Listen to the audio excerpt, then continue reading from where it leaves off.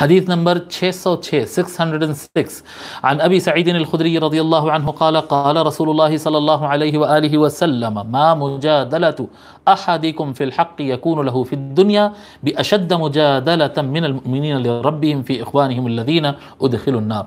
فرماتے ہیں تم میں سے کسی آدمی کا، آقا علیہ وآلہ السلام فرماتے ہیں تم میں سے کوئی آدمی اپنے رائٹ کے لیے ایسا نہیں لڑتا۔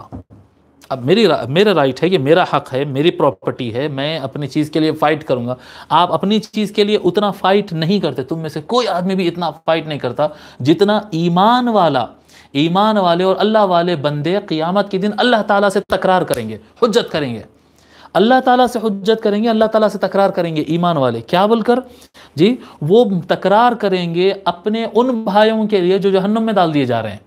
فیصلہ ہو گیا کہ ان کو لے جا کے جہنم میں ڈال دو، اور ان کو فیصلہ ہو گیا کہ ان کو جنت میں جانا ہے، یہ اللہ تعالیٰ کے سامنے کھڑے ہو جائیں گے اور کہیں گے کہ مولا نہیں ہم نہیں مانتے، ہم کو وہ بھائی چاہیے ہمارا، ہم کو وہ بھائی چاہیے ہمارا۔ فقال یقولون ربنا، وہ کہیں گے، آقا علیہ وآلہ السلام فرماتے ہیں، وہ کہیں گے، کھول دو بیٹا، وہ کہیں گے ربنا اخواننا كانوا يصلون معنا، وہ کہیں گے کہ پروردگار یہ ہمارے بھائی ہے جو جہنم میں ڈال دیے گئے، یہ ہمارے بھائی ہے، یہ لوگ ہمارے ساتھ نماز پڑھتے تھے، وَيَصُومُونَ مَعَنَا، یہ ہمارے ساتھ روزہ رکھا کرتے تھے، وَيَحُجُّونَ مَعَنَا، یہ ہمارے ساتھ حج کرتے تھے، فَأَدْخَلْتَهُمُ النَّارِ، مولا تو ان کو جہنم میں ڈال دیا، یہ تو ہمارے ساتھ رہنے والے لوگ تھے جی۔ فَيَقُولُ اِذْهَبُوا فَأَخْرِجُوا مَنْ عَرَفْتُم مِّنْهُمْ، تو اللہ تعالیٰ فرمائے گا ایمان والوں کو، اللہ والوں کو، یہ اللہ والوں کا بیان ہو رہا، وہ اولیاء اللہ ہوں گے، اللہ تعالیٰ فرمائے گا ٹھیک ہے جاؤ جہنم کی طرف، اور جس کو تم پہچانتے، جس کو کہہ رہے ہیں نا تم اپنا آدمی ہے، ہمارا آدمی، ہمارا بھائی ہے، جس کو کہہ رہے ہیں جاؤ، جس کو تم پہچانتے ہو ان کو خود ہی نکال کے لا لو، جاؤ، تم کو پرمیشن دے دی گئی، جاؤ اور جہنم سے خود ہی نکال کر لے کر آ جاؤ۔ قال فیأتونہم، تو فرماتے آقا علیہ السلام وہ نکل کے آئیں گے ان کے پاس، فیعرفونہم بصورہم، ان کے صورتیں دیکھ کر پہچانیں گے، چہرے دیکھ کر۔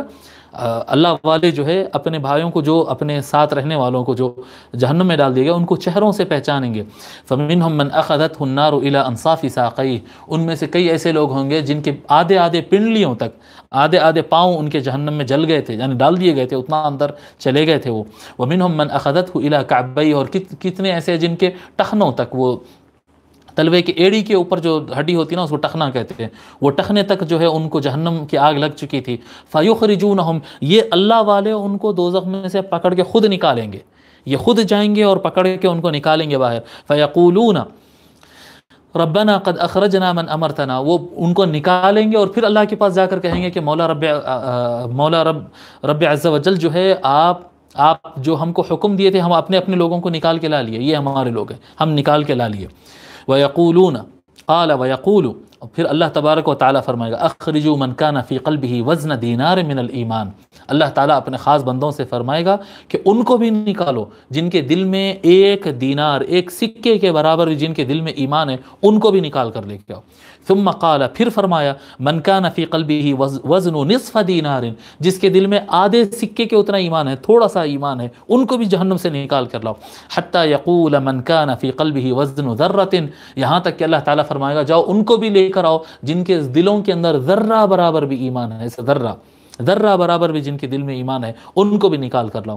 قال ابو سعید، حضرت ابو سعید خدری رضی اللہ تعالیٰ عنہ فرماتے فمن لم يصدق فليقرأ هذه الآية، حضرت ابو سعید خدری رضی اللہ عنہ فرماتے ہیں جس کو یہ حدیث شریف اور یہ بات پر ایمان یقین نہیں آتا ہے، اسے چاہیے کہ یہ آیت پڑھ لے۔ کیا آیت ہے صاحب؟ ان اللہ لا یغفر ان یشرک به ویغفر ما دون ذلک لمن یشاء ومن یشرک باللہ فقد افترى اثما عظیما۔ اللہ تبارک و تعالیٰ فرماتا ہے بے شک اللہ تعالیٰ شرک کو نہیں معاف کرتا ہے، پھر فرماتا ہے وَيَغْفِرُ مَا دُونَ ذَلِكَ لِمَن يَشَاءُ، اور شرک کے علاوہ ہر چیز جسے چاہا اللہ تعالیٰ معاف فرما دیتا۔ اللہ تعالیٰ جسے چاہتا ہے، جو گناہ چاہتا ہے اللہ تبارک و تعالیٰ اسے معاف کر دیتا ہے شرک کو چھوڑ کر۔ وَمَن يُشْرِكْ بِاللَّهِ، اب یہاں پر تو نہیں لکھا ہے، اِلَىٰ عظیمہ تک بول کر لکھ دیا گیا ہے۔ وَمَن يُشْرِكْ بِاللَّهِ، اور جو کوئی اللہ تعالیٰ کے ساتھ کسی اور کو خدا جانتا ہے، شرک کرتا ہے، فَقَدْ افْتَرَىٰ اِثْمًا عَظِيمًا، تو اس نے بہت بڑا گناہ کر دیا ہے، بہت بڑا گناہ اس سے سرزد ہو گیا ہے۔ تو شرک سے ایک بچ جائے بندہ، اس کے بعد اگر اعمال صالحہ میں کمی ہو جائے تو وہ بچ جاتا ہے شفاعت کے ذریعے، جہنم میں چلے بھی جائے تب بھی نکال لیا جاتا ہے واپس. یہ ہو گئی بات. اب اس کے اندر ایک پوائنٹ یہ ہے کہ ہر بندے کو بہت کوشش کرو کہ اچھے بن جاؤ، اور اچھے بنو، اور اچھے بننے کی کوشش کرتے رہو، اور ہمیشہ کوشش کرتے رہو. اور اگر برے بھی رہ گئے تب بھی کم سے کم ایک اللہ والے سے پکی دوستی ضرور رکھنا. ایک اللہ والے سے کم ان کے پاس جانا، یعنی کسی ایک ولی اللہ کے ساتھ تو آپ کا بڑا گہرا تعلق ہونا چاہیے، گہرا تعلق ہونا چاہیے. اس سے محبت جس کو کہتے ہیں نا، وہ محبت. یعنی ایسا نہیں ہونا کہ قیامت کے دن وہ آپ جائیں اور وہ کہیں میں آپ کو پہچانتا نہیں ہوں. نہیں، ایسا نہیں. ایک ولی اللہ سے آپ کا رشتہ تو ایسا رہنا چاہیے جی. ہم دیکھتے ہیں بعض لوگ جو ہے اپنے کچھ اولیاء اللہ سے ان کا تعلق ہے، اپنے پیر سے، مرشد سے، یا کسی صاحب مزار سے، کسی ولی اللہ سے محبت ہوتی ہے تو وہ ان کا انتقال کا دن مناتے، ان کی پیدائش کا دن مناتے، ماہانہ ان کی فاتحہ کرتے، ان کا نام ہمیشہ اپنے غرضوں کے لیے نہیں، محبت کے لیے. محبت، ایک ولی اللہ سے محبت رہنا، ایک ولی اللہ سے ان کی خدمت کرنا، ان کے پاس جاننا، ان کے پاس بیٹھنا، ان کے کام کرنا، چھوٹے موٹے کام جو بھی اونچ نیچ رہتے ہیں جی، چھوٹے بڑے کام ان کے کرنا، اور ان سے یعنی ایسا اٹیچ ہو جانا کہ انہوں آپ کو چاہنے لگ جانا. ایک اللہ والے سے ایسا آپ اٹیچ رہنا کہ انہوں آپ سے چاہنا. اور انشاءاللہ تعالیٰ نیک اور متقی بننے کی کوشش کرنا، اللہ تعالیٰ بخش دے. لیکن تھوڑی بھی اگر اونچ نیچ ہو جائے نا تو وہ اللہ والے بچاتے ہیں. یہ حدیث شریف ہے، اس کو امام بخاری نے روایت کیا، امام نسائی نے روایت کیا، امام ابن ماجہ نے روایت کیا. اولیاء اللہ سے تعلق رکھنا چاہیے.